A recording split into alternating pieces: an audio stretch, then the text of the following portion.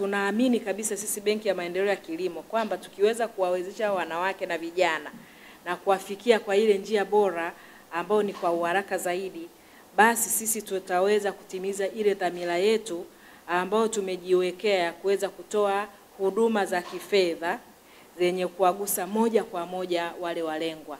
Tutaweza kuwapa mikopo.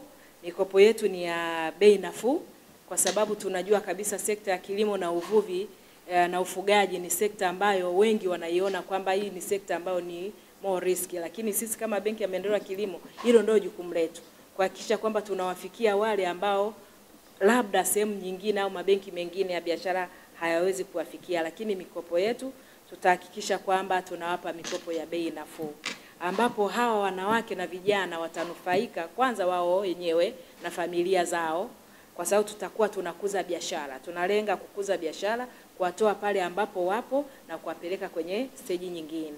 Lakini pia hata kwa taifa kwamba tunaamini kabisa kwamba tutakuza hata uchumi kwa taifa kwa ujumla. Lakini pia tutaweza kuangalia kwamba kuna mapungufu kiasi gani. Tutaweza identify gaps ambazo zipo ili tuweze kujua kwamba sasa tunavyoenda kuwahudumia wanawake na vijana tunawahudumia kwenye maeneo gani ambayo kuna uhitaji.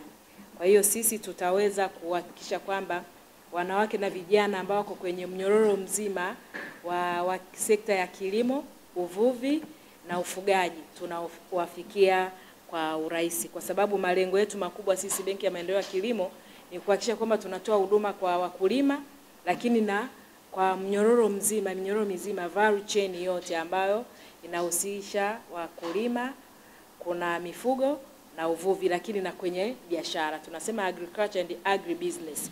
Kwa hiyo ule mnyororo wote mzima end to end. Tunakwenda kwanza kufanya utafiti wa pamoja, kuangalia hali halisi ni changamoto zipi ambazo wanawake na vijana walioko kwenye sekta hii ya kilimo na mnyororo mzima wa sekta ya kilimo wanakutana nazo wanapokuwa wanahitaji mitaji. Lakini kuangalia gaps, kuna skills gaps za aina gani pia wanahitaji, kwa sababu wanaweza wakawa wanahitaji mitaji kwa maana ya mikopo, lakini pia bado wana maeneo ambao tunahitaji kuwajengea uwezo.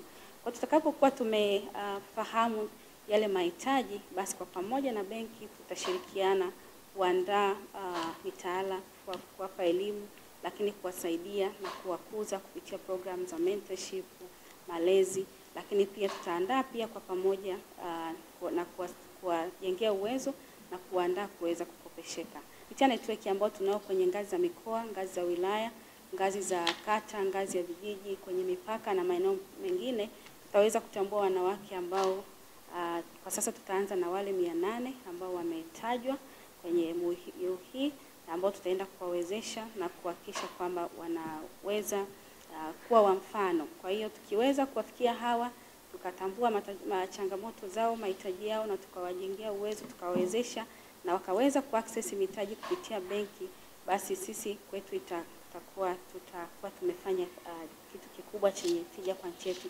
Lakini kikubwa tunatambua kwamba serikali imekuwa ikiboresha zaidi uwezeshaji kwenye sekta ya kilimo.